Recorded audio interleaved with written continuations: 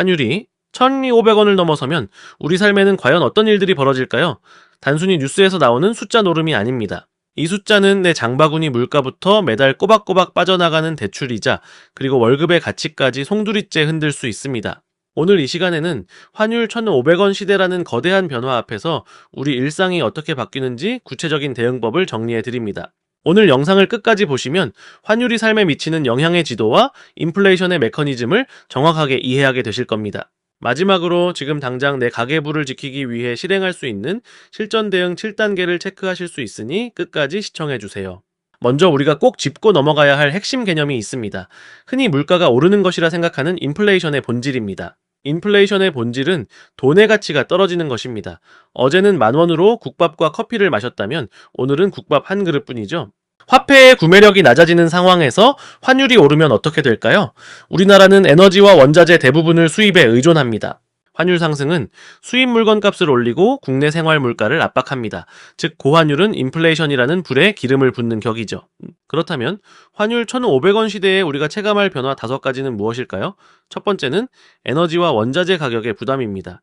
우리가 매일 쓰는 전기와 가스 요금, 그리고 자동차 연료비에 직접적인 영향을 주며 우리 경제를 강하게 압박하기 시작합니다. 두 번째는 식료품과 가공식품 가격입니다. 밀가루, 콩, 옥수수 같은 원재료 수입 비중이 큰 품목들부터 가격이 들썩이기 시작합니다. 세 번째는 해외여행과 직구, 그리고 각종 구독 서비스입니다. 달러로 결제되는 넷플릭스나 유튜브 프리미엄, 해외 사이트 쇼핑은 앉은 자리에서 비용이 수시로 상승하는 것을 느끼게 됩니다. 네 번째는 기업들의 비용 증가입니다. 원가 부담이 커진 기업들은 이를 제품 가격에 전가하거나 상황이 여의치 않으면 투자를 축소하고 고용을 줄일 가능성이 있습니다. 마지막 5번째는 금리와 대출 시장의 변동성입니다. 물가와 환율이 불안해지면 중앙은행은 이를 잡기 위해 긴축적인 태도를 취하게 되고 이는 곧 대출, 금리 상승으로 이어질 수 있습니다. 중요한 것은 모든 것이 한꺼번에 폭등한다는 공포가 아니라 이런 경로를 통해 우리 지갑에 영향을 준다는 사실을 인지하고 대비하는 자세입니다. 직장인들이 가장 뼈아프게 느끼는 지점은 바로 실질소득의 하락입니다. 내 월급은 그대로인데 물가만 오른다는 말이 그냥 푸념이 아닙니다. 만약 내 연봉이 5% 올랐는데 물가가 7% 올랐다면 내 소득은 수치상으로 늘었을지 몰라도 실제 살 수 있는 물건의 양은 오히려 줄어든 셈입니다.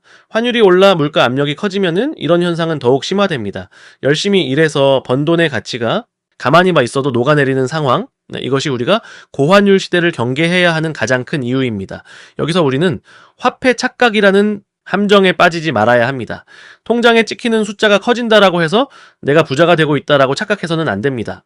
또한 인플레이션 시기에는 채무자와 채권자 사이에 부의 재분배가 일어난다는 말도 들어보셨을 겁니다. 빚의 가치가 실질적으로 줄어든다는 뜻에서 빚이 녹는다는 표현을 쓰기도 하죠. 하지만 여기에는 아주 위험한 함정이 숨어 있습니다. 환율과 물가가 불안해지면 금리가 동반 상승할 가능성이 매우 높습니다. 만약 여러분의 대출이 변동금리라면 빚의 가치가 줄어들기도 전에 매달 내야 하는 이자 부담이 여러분의 숨통을 조일 수 있습니다.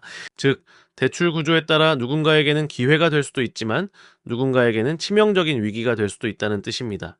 간혹 아르헨티나와 같은 초인플레이션 사례를 보며 공포에 빠지기도 하지만 이는 생산 기반 없이 화폐량만 늘린 극단적인 사례입니다. 지금 우리 경제에 대한 예언이 아니라 화폐 가치를 지키는 것이 얼마나 중요한지를 보여주는 강력한 교훈으로 삼아야 합니다. 지금 우리가 할 일은 막연한 공포에 떠는 것이 아니라 내 가정을 지킬 수 있는 든든한 방어막을 세우는 일입니다. 자, 그렇다면 지금 당장 우리가 실행할 수 있는 가계 생존 매뉴얼, 대응 7단계를 하나씩 구체적으로 짚어보겠습니다. 첫 번째 단계는 환율 민감 지출을 분리하는 것입니다. 해외 결제, 직구 비용, 수입 식재료 비중이 얼마나 되는지 파악해 보세요. 두 번째 단계는 고정비에 대한 칼질입니다. 숨만 쉬어도 나가는 통신비, 구독 서비스, 과도한 보험료 등을 점검하여 줄여야 합니다. 세 번째 단계는 비상금을 즉시 인출 가능한 상태로 확보하는 것입니다. 어떤 상황에서도 바로 꺼내 쓸 수 있는 생존 자금이어야 합니다.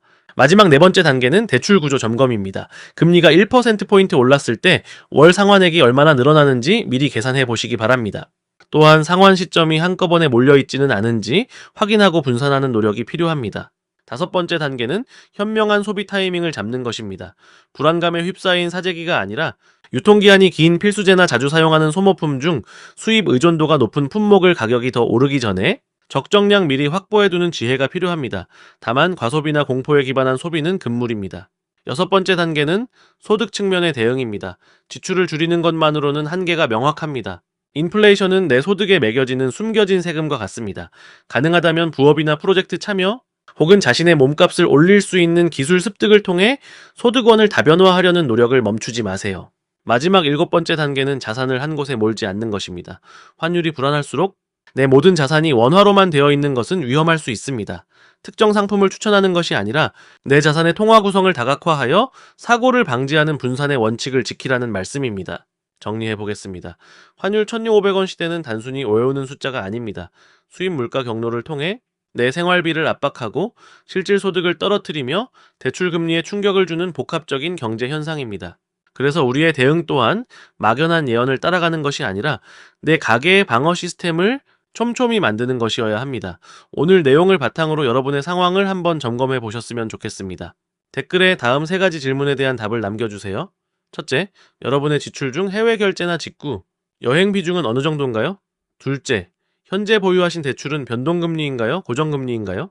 셋째, 지금 당장 꺼내 쓸 수 있는 비상금은 몇 개월치 정도 확보되어 있으신가요? 댓글을 남겨주시면 여러분의 상황에 맞춰 우선순위 체크리스트를 더 구체화하는 데 도움을 드리겠습니다. 오늘 영상이 여러분의 소중한 자산을 지키는데 작은 보탬이 되었기를 바랍니다. 다음 시간에는 인플레이션 시대에 돈의 가치를 지키는 구체적인 가계부 구조 짜기 전략으로 돌아오겠습니다.